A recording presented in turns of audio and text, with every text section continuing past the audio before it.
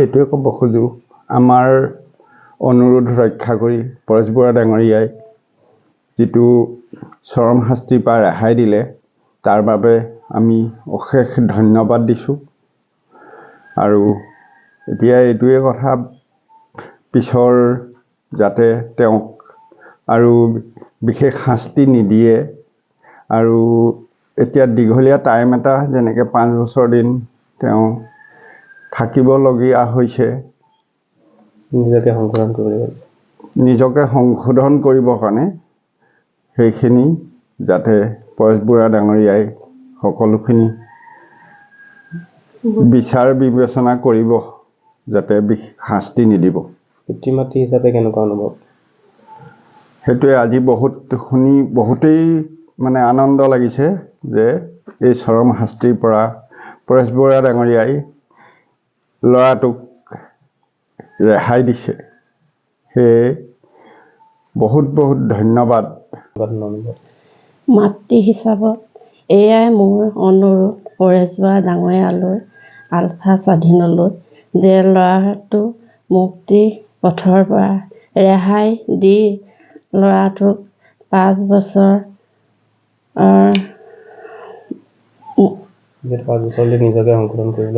বছৰলৈ নিজকে সি সংশোধন হওক।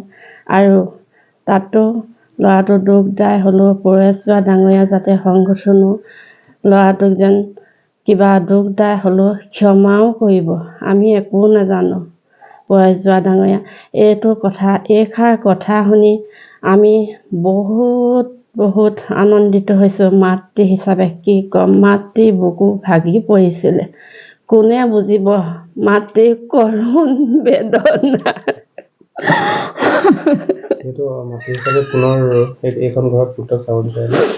পুত্ৰ হিচাপে মাতৃ চাবলৈ বিচাৰোঁ, যাতে আমাৰ কথা যেন পৰেশ বৰুৱা ডাঙৰীয়াই অনুৰোধ কৰি আশা কৰিছোঁ ল'ৰাটোক যেন সুশৰীৰ ঘৰলৈ যেন পঠাইও দিব। এয়াই আপোনাৰ ওচৰত মোৰ সৰল প্ৰাৰ্থনা। এইটোৱে ক'ব খোজোঁ, আমাৰ অনুৰোধ ৰক্ষা কৰি পৰেশ বৰুৱা ডাঙৰীয়াই যিটো চৰম শাস্তিৰ পৰা ৰেহাই দিলে তাৰ বাবে আমি অশেষ ধন্যবাদ দিছোঁ। আৰু এতিয়া এইটোৱে কথা, পিছৰ যাতে তেওঁক আৰু বিশেষ শাস্তি নিদিয়ে। আৰু এতিয়া দীঘলীয়া টাইম এটা যেনেকৈ 5 বছৰ দিন তেওঁ থাকিবলগীয়া হৈছে, নিজকে সংশোধন কৰিবৰ কাৰণে সেইখিনি যাতে পৰেশ বৰুৱা ডাঙৰীয়াই সকলোখিনি বিচাৰ বিবেচনা কৰিব, যাতে শাস্তি নিদিব। পিতৃ মাতৃ হিচাপে কেনেকুৱা অনুভৱ?